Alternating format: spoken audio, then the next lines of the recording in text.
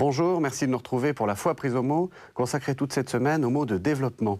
Le mot de développement est un mot à la mode puisque tout le monde convient qu'il faut que les pays du Sud se développent, qu'ils sortent de ce qu'on appelait autrefois le sous-développement. Alors pour les y aider, il y a le jeu des organismes internationaux, il y a la Banque mondiale et il y a les associations. Ce sont parfois de grandes ONG et ce sont parfois de petites associations. Beaucoup procèdent de près ou de loin du monde chrétien. Comment fonctionnent-elles? Sont-elles efficaces? Et surtout, comment doivent-elles procéder pour parvenir à ce fameux développement que tout le monde recherche? Telles sont les questions que nous allons poser à Sœur Claire François, qui gère depuis bientôt 50 ans des associations de développement au Zaïre, au Togo et à Madagascar. Bonjour Sœur Claire. Bonjour Régis. Alors, avant de commencer à parler de développement, j'aimerais qu'on parle un tout petit peu de vous quand même. Est-ce que vous pouvez nous dire en quelques mots qui vous êtes? Eh bien, moi je suis jude religieuse. Je suis partie en mission au Zaïre en 1955, au Kivu, pour fonder la première abbaye cistercienne d'Afrique.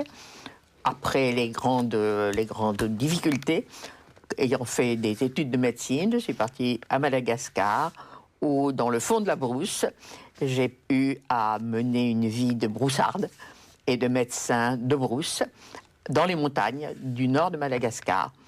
Après de nombreuses années passées dans le fond d'une région inaccessible ou presque, Antsakabar, la plus belle région de tout Madagascar, où j'ai laissé mon cœur. Je suis partie dans le nord du Togo, près Sahel, puis après 3 ans à travailler dans les prisons, à tenter de faire cesser les tortures, car la vie dans les prisons du Togo est excessivement difficile. Je suis retournée à Madagascar après des petites aventures dues à la Révolution. Et maintenant, j'y travaille plutôt dans le cadre de la gestion des projets et de la formation. Voilà, en très gros, le résumé de 50 années de bonheur. Donc, vous êtes particulièrement bien placé pour parler de développement. Alors, je vais vous poser une question un peu difficile. Est-ce que vous pouvez nous dire ce que c'est que le développement? Oui, c'est très difficile, effectivement, surtout de répondre en quelques minutes, parce que c'est un mot que tout le monde utilise et dont on ne sait pas très bien ce que ça veut dire. Pour la majorité des gens, quand on parle de développement, on pense surtout à un certain luxe extérieur, une certaine forme de vie. Et à mon avis personnel, c'est pas du tout ça, le développement. Qu'est-ce que c'est que développer? Une plante qui se développe, c'est une plante qui arrive à sa maturité, qui porte du fruit selon son propre genre. Une plante vraiment développée, c'est pas celle qui a un fruit cloné. C'est une plante qui aboutit à donner le meilleur fruit avec le meilleur goût. Vous voulez dire qu'il ne faut pas plaquer sur les pays du Sud le modèle des pays du Nord, en Voilà, fait. Exactement. Vous avez tout de suite compris ce que je voulais dire. Et que ne pas mesurer le développement en réalité a une certaine extériorité calquée justement de façon très très superficielle sur une certaine forme. En réalité, se développer, car on ne développe pas un pays, il se développe. Ça, c'est pas de moi, c'est de M. Kizerbo, un de nos amis burkinabés. Et il faut que un pays, comme une personne, arrive à sa pleine maturité selon son espèce et selon son genre. Et à mon avis, c'est là la clé du développement, et pas du tout dans le nombre des postes de télévision que l'on peut mettre dans un pays. Donc voilà, tout dépend des pays, en fait. Ah bien sûr, il n'y a pas un développement comme il n'y a pas une forme d'adulte. Il y a des adultes, comme il y a des pays, comme il y a des familles, comme il y a des ethnies, comme il y a des associations. Voilà. Alors, en gros. Concrètement, on peut quand même dire quelques critères. La santé? Oui, la santé pour la santé, le développement sera de permettre à chacun d'obtenir la meilleure santé possible selon son genre. Ce n'est pas nécessairement la santé des Européens. Les Européens, ils passent leur temps à être malades. Nous sommes beaucoup moins malades que les Européens parce que nous avons beaucoup moins de médicaments et que nous vivons beaucoup plus au grand air. Mais il est évident que le développement dans la santé sera tout de même de permettre à chacun de mener une vie saine. La santé, n'oubliez pas que la santé n'est pas l'absence de maladie, nous dirait l'OMS, mais c'est d'atteindre la pleine possession de ses facultés. Bon, et un peu dans tous les domaines, c'est la même chose. La nourriture ? La nourriture, ça ne voudra pas dire qu'il faudra que tout le monde mange de la nourriture européenne, mais que chacun ait de quoi manger à sa faim et une nourriture qui soit suffisamment nourrissante pour donner, puisque tel est le terme, le nombre de calories qu'il faut, priver un malgache de son riz pour lui donner des pommes de terre sous prétexte qu'en France vous mangez beaucoup plus de pommes de terre frites ou en Belgique. C'est une ineptie, voyez-vous. Mais il faut que chacun de nos malgaches puisse manger à sa faim. Grosso modo, c'est ça. Alors maintenant, les choses plus difficiles, l'électricité ? Oui, bien sûr, il faudrait qu'il y ait de l'électricité, mais encore, est-ce que l'électricité est un critère absolu? Pas nécessairement. Je pense en ce moment à une aventure invraisemblable. Lorsque j'étais dans le fin fond de ma brousse, sans électricité, bien entendu, nous mettions le moteur en marche, que ça nous fait plaisir. J'ai reçu des coopérantes qui m'ont dit « Ah ben ce soir, on va faire la fête, on va manger aux bougies. » C'est évident. Pour elles, le développement, la fête, c'était de manger aux bougies. Pour nous, la fête, c'était de manger à l'électricité. Oui. Il faut replacer dans le cadre, et je ne pense pas que l'électricité, pas plus d'ailleurs qu'Internet ou que le téléphone, soit nécessairement une preuve de développement. Et si je peux dire quelque chose dans ce domaine-là, c'est se méfier que le développement n'est pas de l'assistanat, et que donner, par exemple, des quantités de produits venant d'Europe et qui se trouvent complètement désaxés chez nous, quand je dis chez nous, bien entendu, ce sont les pays du Sud, c'est les pays où je travaille, n'est pas nécessairement du développement. Et en particulier, il y a de même qu'un enfant aura beaucoup plus de joie à avoir un jouet qu'il a fabriqué lui-même, celui-là, il y tiendra parce que c'est le sien, plutôt qu'un jouet qu'on lui donne tout fait. Eh bien, pour nous, c'est la même chose. Pour que quelque chose que nous recevons sans y avoir participé devient du plaqué qui n'a pas de valeur. Et ça, je crois qu'il faut bien qu'on se le dise. Et l'assistanat, je vais peut-être être un peu dur, il ne faut pas oublier que l'assistanat qui est un don qui vient de l'extérieur, entraîne presque automatiquement une dépendance de la part de celui qui reçoit par rapport à celui qui donne. Or, la dépendance qui réclame presque automatiquement la reconnaissance, il ne faut pas oublier que la reconnaissance engendre toujours la haine. Oui. Et ça, je crois que c'est très important. Donc il faut donner sans avoir, en minimisant le plus possible la reconnaissance qu'on attend des gens. Je pense qu'il ne faut pas donner, il faut faire gagner, ce qui est tout à fait différent. Il faut que chacun se sente responsable de son propre développement. Je reviens à M. Kizerbo. Il faut que chacun se développe. Alors la chose aussi auquel vous tenez beaucoup pour le développement, c'est l'éducation. Bien entendu, car en fait, l'éducation, mais qui n'est pas nécessairement une éducation à l'européenne. Il faut là aussi, ne fût-ce que pour des questions de langue, mais l'éducation doit être un moyen pour chacun de conquérir son autonomie. Si l'éducation est simplement l'emmagasinement de données, plus ou moins plaquées, ça n'a probablement pas de valeur. Mais par contre, l'éducation la plus totale possible, c'est-à-dire la possibilité de donner à chacun le nécessaire pour qu'il construise sa vie, alors là, je suis tout à fait d'accord avec vous, et c'est pourquoi la majorité de nos projets vont dans ce sens-là. Merci, Sœur Claire.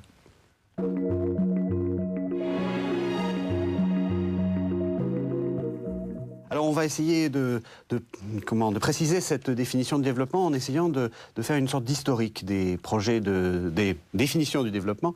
Au début, le développement, ça ressemble un peu à du colonialisme quand même. Oui, tout à fait. Et même, voyez-vous, vous venez de dire, Régis, le mot projet, c'est un terme extrêmement récent dans les premières années de ma vie outre-mer, le terme projet n'existait pas. Et je dois vous dire que lorsque je l'entends, je saute toujours intérieurement, même si ce n'est pas extérieurement, et je voudrais arriver à supprimer ce terme de projet. Projet de développement. Projet de développement. Oui. Car cela implique une idée qui, à mon avis, est fausse et qui est celle de quelque chose de projeté dans l'avenir.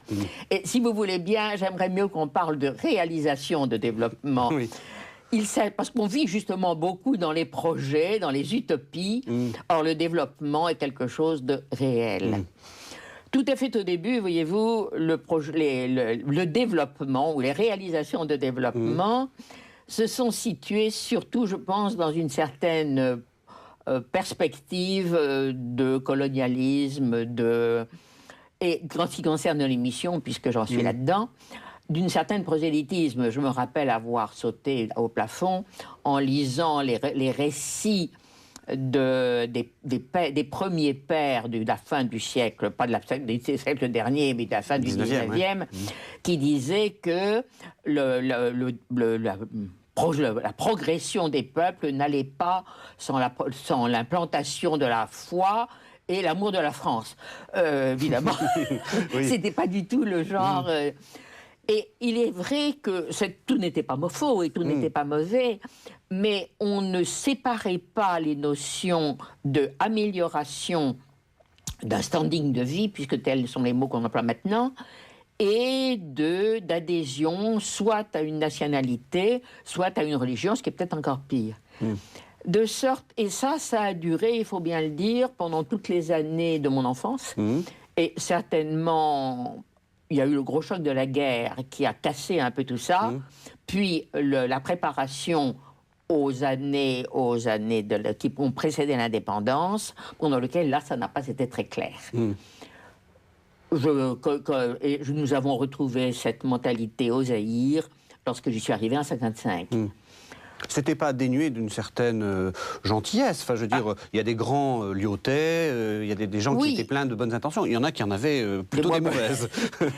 C'est-à-dire qu'ils ont certainement fait sur le plan matériel, ça a été une condition sine qua non, en réalité, d'une progression, d'un pas de géant sur le plan matériel. Avec, en général, la méconnaissance à peu près complète des cultures locales. Pour la bonne raison qu'on les avait pas étudiées. Après les périodes de l'indépendance... Dans les années 60. Dans les années 60, approximativement. Le Zaïre, c'est 60, le Madagascar, ça doit être 58. Oui, mais enfin, de toute façon, vous savez, c'est à peu près tous les mêmes notions que nous retrouvons. Et après, on a assisté alors à une espèce de choc en retour, où on a eu, si vous voulez, la conséquence, je pense, que j'appellerais la mauvaise conscience des Européens. Qui alors, on est arrivé à cette notion que tout ce qui était noir ou jaune était bien, et que tout ce qui était venu des Blancs était noir. Alors on a vu apparaître le concept de négritude, le concept de magachitude, mais je ne suis pas très sûr que ça existe. Et à ce moment-là, une espèce d'exaspération même de la culture locale, avec en contrepartie un certain remords tenaillant de la part des colonialistes, des impérialistes et tout ce que vous voulez en East qui existait. Et à ce moment-là, on a déversé sur le plan alors de l'assistanat un nombre, et d'une façon très souvent tout à fait inconsidérée, n'importe quoi.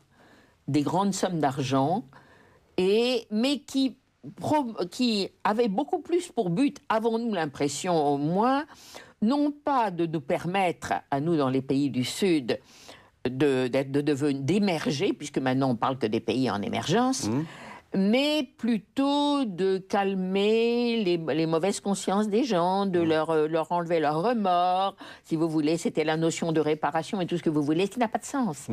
ce n'est pas ça dont nous avons besoin. Oui, oui, et qui, d'une certaine façon, continuait la dépendance, puisque on donnait de l'argent, et on attendait toujours plus d'argent. On était toujours dans ce rapport de suggestion.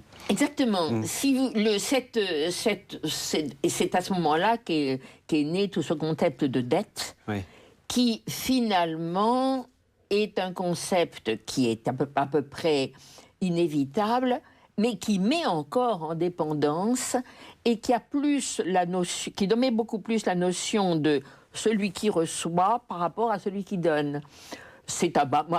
Pour être méchante, c'est du néocolonialisme. Oui. Bon, je suis méchante, ça fait rien. Non, bon. c'est exact. Alors, après, il y a eu le temps des grandes ONG. Alors, après, là, à ce moment-là, nous avons eu des gouvernements donnés au gouvernement, et les gouvernements de là-bas en ont fait n'importe quoi.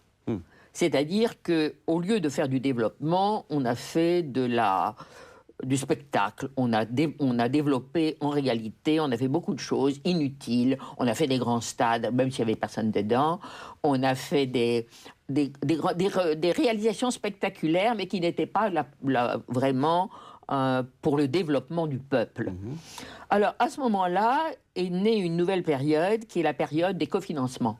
C'est-à-dire qu'on a fait appel aux ONG qui elles, s'occupaient de faire des réalisations concrètes en utilisant entre 50 et 75% du budget mis à la disposition par les gouvernements, par la CEE, etc., mais qui était garante du résultat.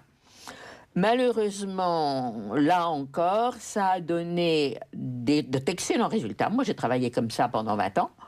C'est quelle époque? C'est l'époque des années 80, à peu près. C'est grosso modo, enfin pas tout à fait 20 ans.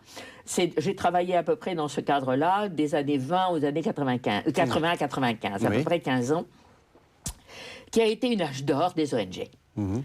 Et du travail excellent a été fait à ce moment-là. Malheureusement, d'une part, ça demandait un travail énorme aux pays du Nord pour superviser, pour enregistrer, parce que comme me disait mes amis, il me disait, quand nous signons un chèque pour un scanner, même s'il n'y a pas d'électricité dans l'hôpital, nous le donnons, c'est 10 minutes, c'est 10 secondes pour signer le chèque. Si vous me demandez de mettre en place, de soutenir 40 dispensaires qui manquent de laboratoire, ça me fera 3 mois de travail. Ce qui est vrai. Ce qui est réel. Mais d'où, si vous voulez, la difficulté pour les pays du Nord de superviser les résultats réels des ONG. Et comme d'habitude, il y a eu beaucoup de bavures du côté des ONG du Sud, qui ont prétendu, comme il était impossible de faire des contrôles, les résultats n'étaient pas toujours très bons, et d'autre part, il faut bien le dire, un certain nombre d'ONG, de structures locales ont fait appel pour le même projet à 36 ONG différentes. Ce qui a amené les pays du Nord, vers les années 95-98, à une restructuration complète et à la suppression ou au regroupement de toutes les petites ONG qui étaient innombrables en grands consortiums qui, de ce fait-là, sont des professionnels, mais sont des structures très lourdes et auxquelles il est relativement très difficile, en raison des critères extrêmement sévères qu'ils ont mis pour les projets, d'avoir accès. Et nous sommes dans la dernière période où nous reprenons le travail avec les privés, mais dans le concret. Merci, Sœur Claire.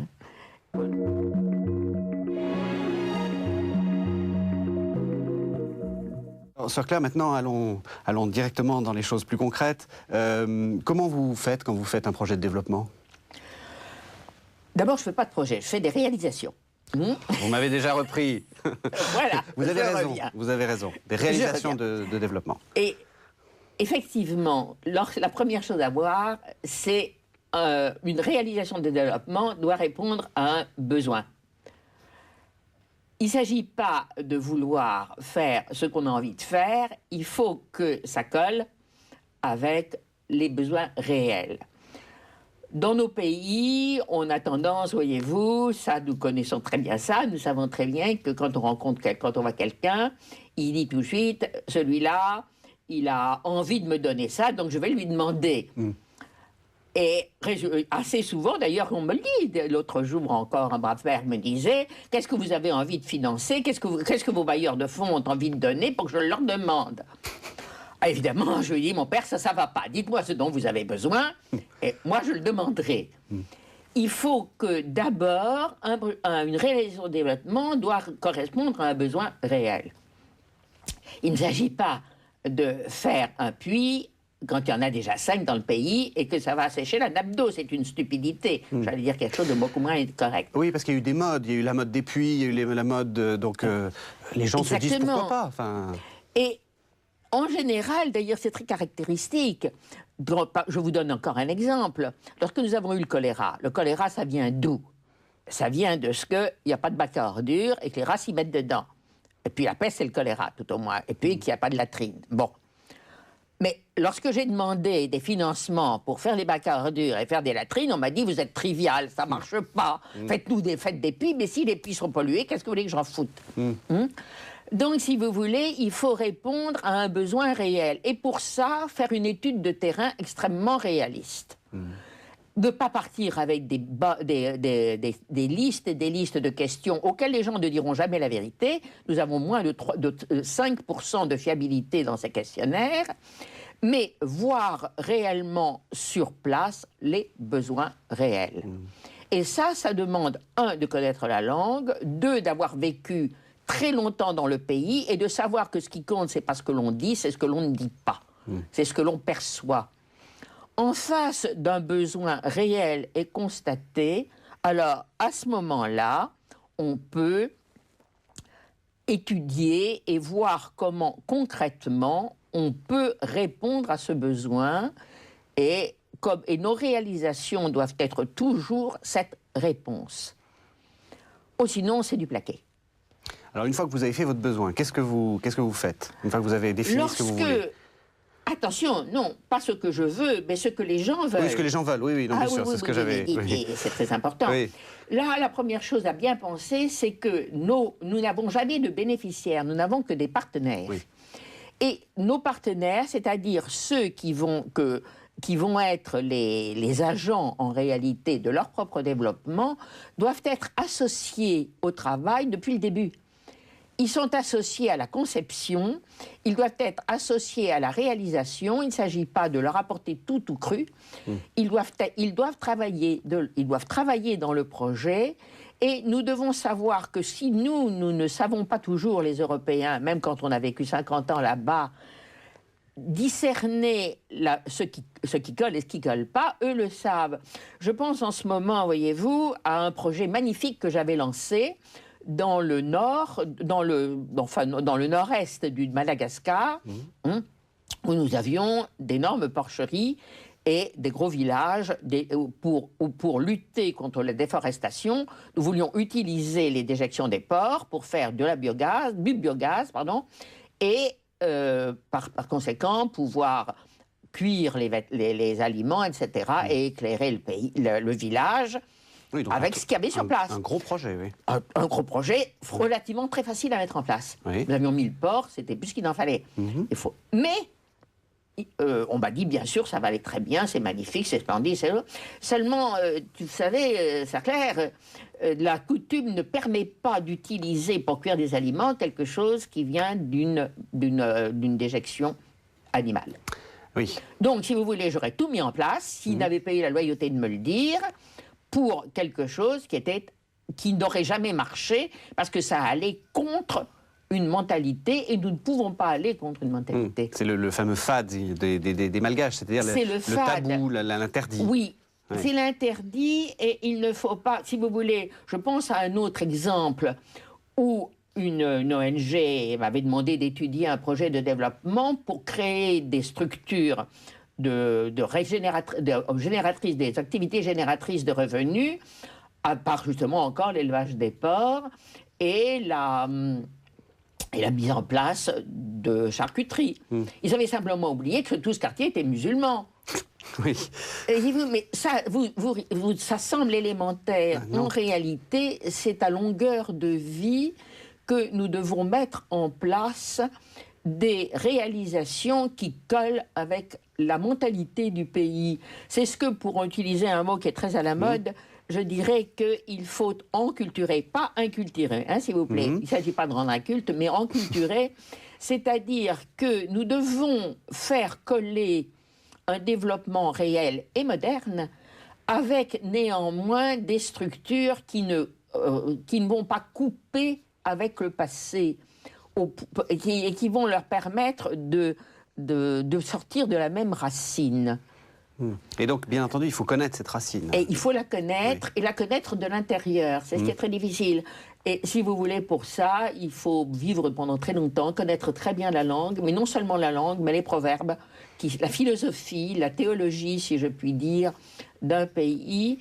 Et ça, c'est quelquefois extrêmement difficile. Alors, souvent, vous dites que c'est pas parce que c'est difficile qu'il faut faire à la va-vite. On doit être professionnel. Oui. Et c'est justement, voyez-vous... La générosité ne suffit pas, d'une certaine façon. Non seulement la générosité ne suffit pas, mais il faut bien comprendre qu'un danger de nos pays, ça, c'est pas la peine de... Nous ne sommes pas des perfections hein, dans nos pays. C'est le système D. Et, par exemple, en ce moment, tout le monde a des ordinateurs et personne ne sait s'en servir. Et c'est à peu près général. Je crois qu'il est très très important que nous faisions comprendre aussi bien à nos pays qu'à ceux qui viennent y travailler qu'il ne s'agit pas de faire n'importe quoi. Il faut absolument avoir une qualité de professionnel. Si on n'a pas cette qualité, si on n'a pas ce professionnalisme ancré dans nos projets, ils ne vivront pas. Oui, ce que vous dites, c'est que à la fois, il faut du côté des Européens, c'est pas parce qu'on a de bons sentiments qu'on fait du bon développement, et du côté des Malgaches ou des pays du Sud, c'est pas parce que, il faut quitter le système D, comme vous dites. Exactement. Ouais. Il faut quitter le système D, et surtout, il faut comprendre que ce n'est pas l'extérieur d'une machine qui importe, c'est en réalité de savoir. Encore un exemple, voyez-vous. Je me mélange pas en guerre, comme d'habitude, parce qu'à Madagascar, pour désigner un ordinateur, on l'appelle Solunsaina. Solunsaina, en malgache, ça veut dire celui qui remplace l'intelligence. Et moi, qui fais énormément de formation informatique, je leur dis, c'est une stupidité. L'ordinateur, il est bête. La seule chose qui est intelligente, c'est vous. Et il faut être très intelligent. Et je crois que c'est la clé du développement. Merci, Sœur Claire.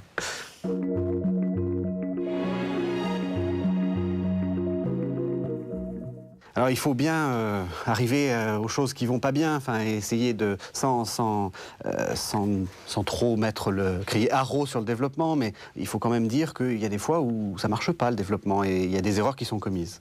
Vous, ce que vous critiquez très souvent, c'est toutes les réalisations trop énormes, quoi, les usines à gaz, comme on dit.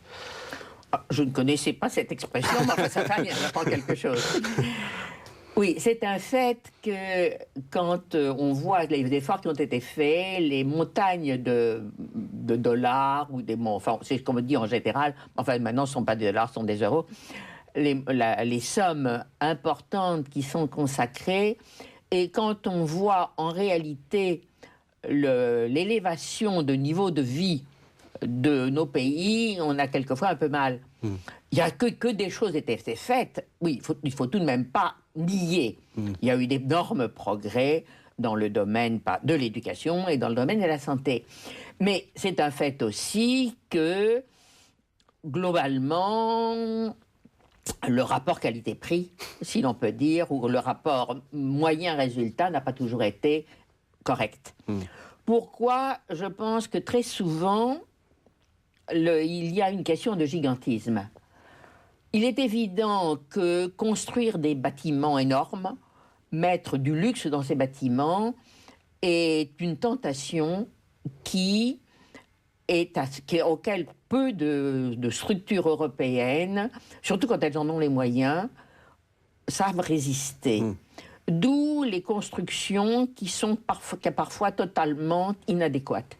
Où il peut y avoir du chauffage dans des pays du Sud ou des choses comme ça. Exactement. Enfin, quelquefois, remarquez, le chauffage peut être bon dans certaines régions. Oui. Je pense en ce moment, par exemple, à un hôpital qui avait été fait dans le nord de Madagascar, sur les côtes, et où on avait voulu mettre en place le même plan que pour un hôpital d'équivalence au point de vue nombre de patients et nombre d'habitants, mais qui était prévu pour la Suède. Mais il est évident que les côtes de Madagascar et la Suède, c'est pas du tout le même climat. Et ainsi de suite. Il est anormal de construire d'immenses structures qui ne pourront pas fonctionner. Résister au gigantisme, je pense encore à un autre exemple, voyez-vous. Je suis un peu sévère, je le sais. Lorsque j'étais en Tsakabar, j'étais à 120 km à pied de tout centre et à 900 km d'un chirurgien. Donc, très gentiment, on m'a proposé de me mettre une salle d'opération. Or, je ne suis pas chirurgien, je savais qu'aucun chirurgien n'accepterait de venir à Madagascar. Je n'avais pas la possibilité d'avoir une anesthésiste. Donc, on aurait fait une salle d'opération très coûteuse qui n'aurait jamais marché. Je l'ai refusée, le cœur cassé, mais je l'ai refusée quand même. Elle a été réalisée par mon successeur, elle n'a jamais fait une seule opération. Voyez-vous, il faut savoir être réaliste. De même, dans le gigantisme, voyez-vous, je pense en ce moment à la tentation dont on me parlait récemment de faire venir des Européens ou de payer des Malgaches aux tarifs, ou des Togolais, peu importe, à des tarifs européens. Résultat, on les paye 50, 100, 200 fois plus quelquefois que les locaux. Ce qui à première vue est bien. Qui est à première vue, mais qui fait qu'après, ils ne peuvent plus travailler. Eh oui. Ou alors, on fait venir des expats, puisqu'on les appelle comme ça, on les paye des prix démesurés par rapport au personnel malgache qui est payé 200 fois moins. Et ensuite, c'est impossible de reprendre de telles structures, qu'elles soient gigantesques par leurs frais de fonctionnement ou qu'elles soient gigantesques par leur structure au point de vue bâtiment, par exemple. L'autre bavure, qui est aussi une tentation qu'on comprend bien, c'est d'envoyer un peu ce qu'on ne veut pas en se disant ça pourra toujours servir là-bas. Oui, nous ne sommes pas des poubelles. Le Madagascar et l'Afrique ne sont pas les poubelles de l'Europe. Il est évident que nous envoyer des ordinateurs qui ne marchent pas, c'est payer du transport et créer là-bas une rancœur qui est à peu près impossible à résoudre. Et de plus, voyez-vous, il y a quelque chose de plus grave. Et là, je lutte contre. C'est leur donner l'habitude à eux de penser qu'ils peuvent se satisfaire, comme je vous le disais hier, du système D et de la voiture qui ne marche pas, qui marche uniquement avec des ficelles, et arriver à détruire la notion justement de professionnalisme. On ne devrait jamais envoyer dans nos pays que ce qui est possible d'utiliser en pointe ici. Bien sûr, il ne s'agit pas de nous envoyer des choses que nous ne pourrons pas utiliser parce qu'elles sont démesurées. Mais par contre, on ne doit pas nous envoyer des médicaments périmés, et j'en ai reçu. J'ai reçu des cartons qui portaient comme indication matériel inutilisable, cassé et irréparable. Oui. Mais oui, c'est comme ça. On ne nous envoie pas des vêtements qui vont se déchirer à la première occasion.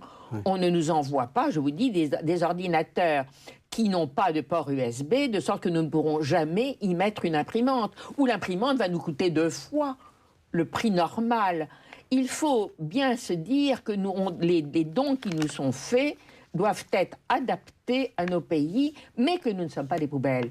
Et voyez-vous, je vais aller encore un peu plus loin. Allez-y. Il ne faut pas que partir dans nos pays soit considéré comme une fuite pour les Européens. « Oh, j'en ai marre de l'Europe, je pars là-bas. » Non. Il faut d'une part nous envoyer les meilleurs Et savoir que quand on va là-bas, d'abord, on ne fait pas du tout un acte d'héroïsme. Je ne fais pas du tout d'héroïsme à vivre là-bas, même si quelquefois c'est très dur. Il faut participer à la vie des gens, mais finalement, ceux qui y viennent, je pense, reçoivent plus qu'ils ne donnent. Et surtout, dans beaucoup de cas, on a l'impression que ce sont ceux qui en ont marre de l'Europe qui viennent chercher chez nous un élément nouveau, une rénovation et autres. C'est bien, c'est pas mal, mais alors qu'ils ne viennent pas en se présentant comme donnant quelque chose, qu'ils viennent nous demander la guérison de leur spleen. Ah, ça, si vous voulez, moi je suis d'accord, je le fais bien souvent. Oui. Enfin, heureusement que j'ai des gens qui viennent chez moi qui n'ont pas le spleen. Oui. Mais il ne faut pas qu'on considère le départ en mission, ou le départ dans nos pays, comme le succès d'année et comme la solution facile à tous les problèmes. Voyez-vous, il fut un temps, dans les temps coloniaux et autres, où on envoyait là-bas les mauvais garçons ou les pères et les sœurs qui avaient trop de problèmes en Europe. Bon, ça pouvait être des solutions, ça pouvait être des catastrophes. Bon, ce temps est terminé, heureusement.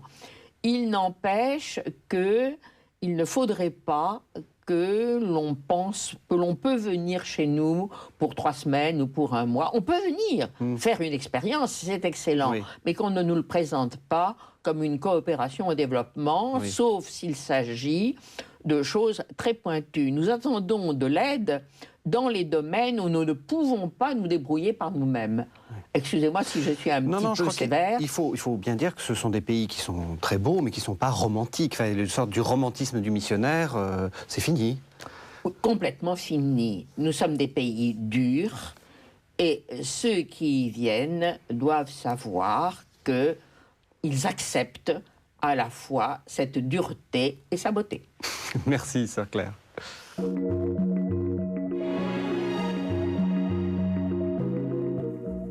Alors, hier, on a un peu parlé des ratés du développement, mais il ne faut surtout pas que ça donne aux gens l'idée qu'il ne faut rien donner et que tout est perdu, au contraire.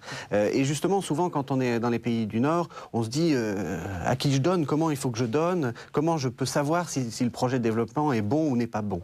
Donc, je vais vous poser la question. Donnez-nous des recettes. Comment on reconnaît un bon projet de développement ? En fait, Régis, il y a 2 choses tout à fait différentes.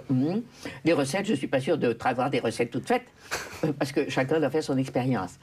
Il y a, je pense, 2 choses différentes. Il y a quelles sont les ONG qui sont des bonnes ONG, ou associations, parce que ONG est un terme très spécial, et quelles sont quelles sont les réalisations de développement qui sont les bonnes réalisations.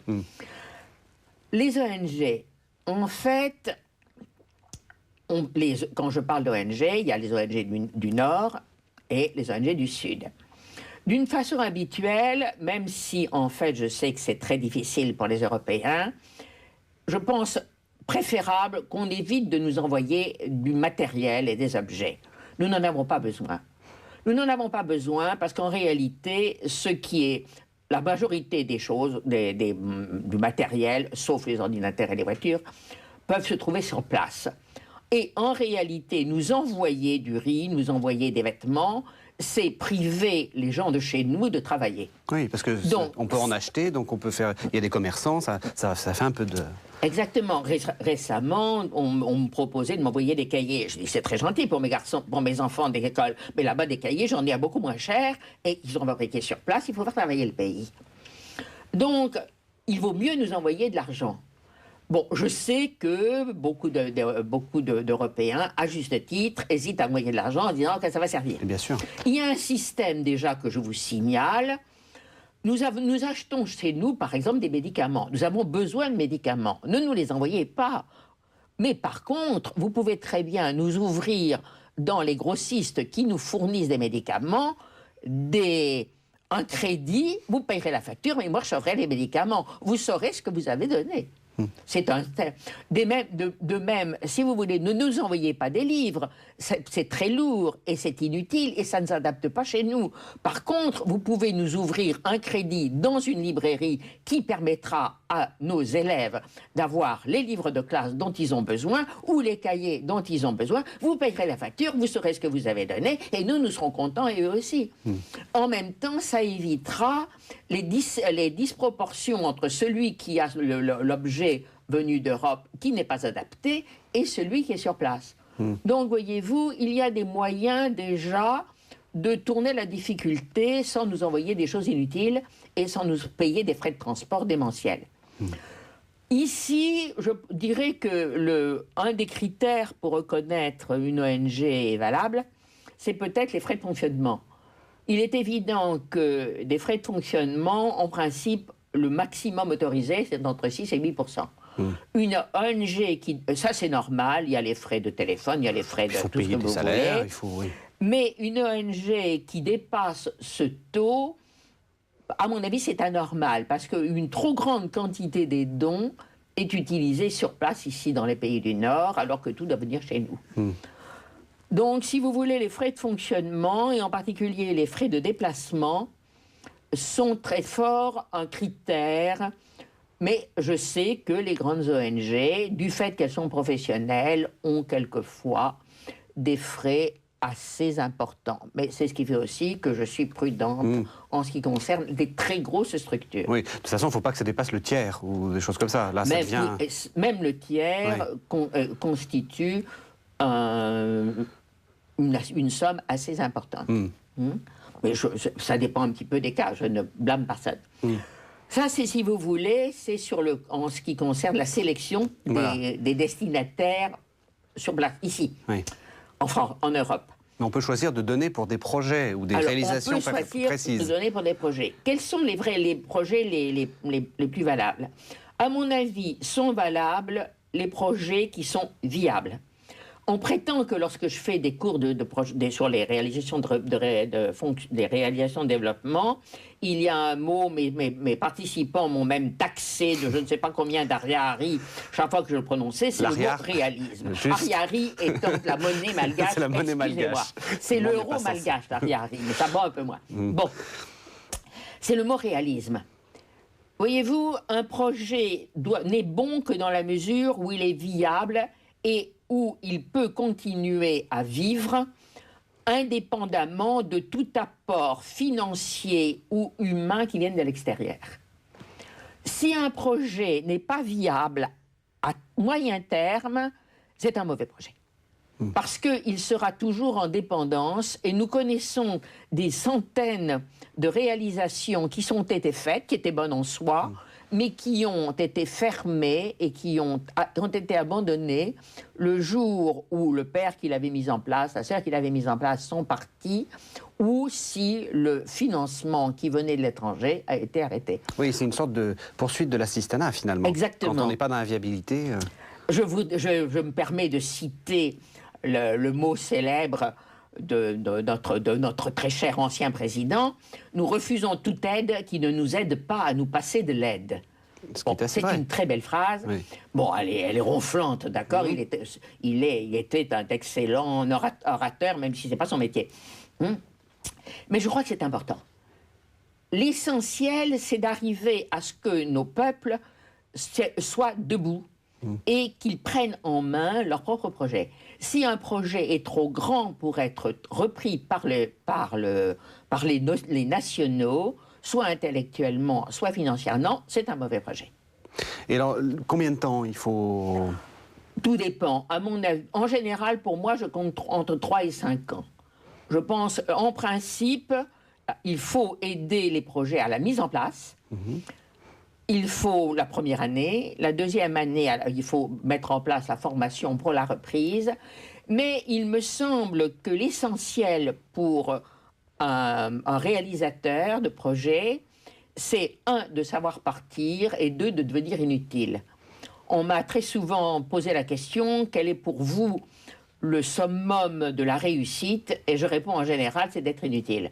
Alors évidemment, ça scandalise mes interlocuteurs, mais ça prouve qu'à ce moment-là, ceux vers lesquels nous sommes allés sont devenus capables de reprendre à leur compte la réalisation qui a été faite. Il serait lamentable que l'idéal des parents soit que les enfants soient toujours dans des langes ou dans une poussette. De même que l'enfant adulte doit être totalement indépendant, nos projets doivent être des adultes. Alors, est-ce que vous pouvez nous en donner un exemple? Eh bien, oui. Juste en faisant cette périodisation, en essayant de commencer par ce que vous avez lancé, là où vous étiez utile, et après, comment vous avez fait pour devenir inutile? Eh bien, si vous voulez, prenez Ansakabar. Ansakabar, donc c'est là où vous avez... C'est où j'ai commencé dans le fin fond de la brousse. Oui. Ansakabar a été créé il y a exactement 40 ans. J'ai quitté Ansakabar en 80. Ansakabar continue à vivre, peut-être pas à se développer, mais continue sa mission. Or, en 80, je suis parti et ça a été repris par les locaux, aidés par les pairs, d'accord, mais néanmoins vivant totalement par eux-mêmes. Oui, c'est-à-dire que les infirmières étaient locales, tout est local. Oui. Je prends un autre exemple qui est aussi pris dans ma vie personnelle. Prenez Biancouri.